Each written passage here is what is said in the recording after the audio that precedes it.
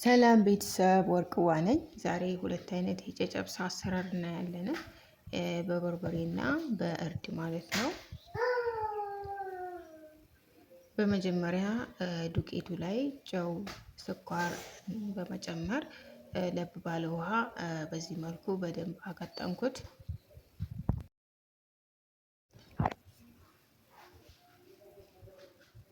ከዛ በደንብ ካቀጠንኩት በኋላ መጥበሻዬን አግዬ በዚህ መልኩ ጋግረዋለሁ። መጥበሻችን እስከሆነ ዘይት መጠቀም ትችላላችሁ። እንደዚህ ገልበጥ ገልበጥ እያደረግን በደንብ ማብሰል አለብን። ከዛ የበሰለውን ቂጣ በትንሹ ቆረስኩት። ወይም በዚህ መልኩ መቁረጥ ትችላላችሁ፣ በእጃችሁም መቁረስ ትችላላችሁ። ከዛ በመቀጠል መጥበሻ አግዬ በርበሬ እና ማጣፈጫ ቅመማ ቅመም ጨመርኩበት።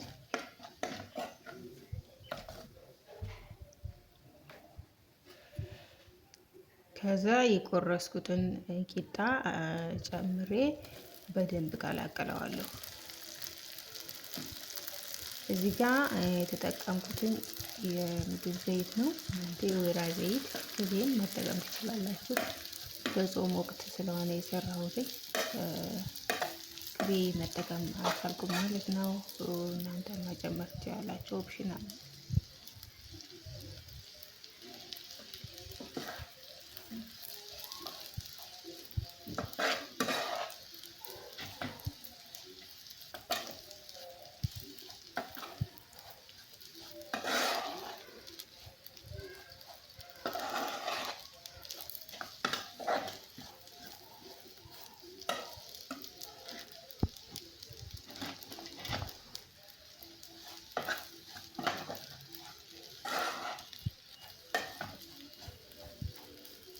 በደንብ እሽት አድርጌ ከቀላቀልኩት በኋላ ሳህን ላይ ገልብጬ ማር እንጨምርበታለን። ከላዩ ላይ እናቀላቅለዋለን። በጣም አሪፍ ጣዕም ነው ያለው። ለቁርስ ለመክሰስ ደስ የሚል ቀለል ለዳይጀሽን የማያስቸግር ቀለል ያለ ምግብ ነው ማለት ነው። እናንተም ሰርታችሁ ሞክሩትን እንደምትወዱት ተስፋ አድርጋለሁ።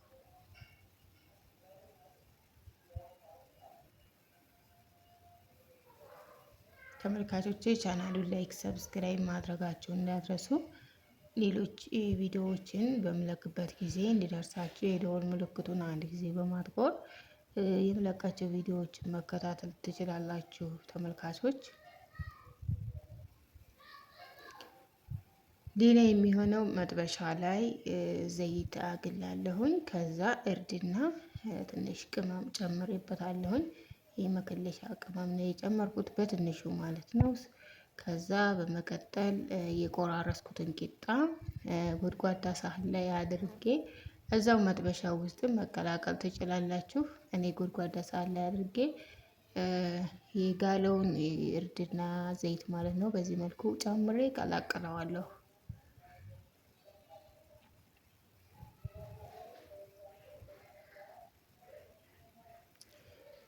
ለአይን የሚማርክ ሲበሉት በጣም የሚጥም አሪፍ ቁርስ ነበረ። ስለተከታተላችሁኝ በጣም አመሰግናለሁ። ተመልካቾቼ ጨርሻለሁ። ማር ጨመርኩበት መጨረሻ ላይ። የዛሬው ስራ በዚህ መልኩ ተጠናቋል። ስለተከታተላችሁኝ አመሰግናለሁ። ቴንኪዩ። በሌላ ቪዲዮ እስከምንገናኝ መልካም ጊዜ። ላይክ፣ ኮመንት፣ ሰብስክራይብ ማድረጋቸውን እንዳትረሱ። ደህና ቆዩ።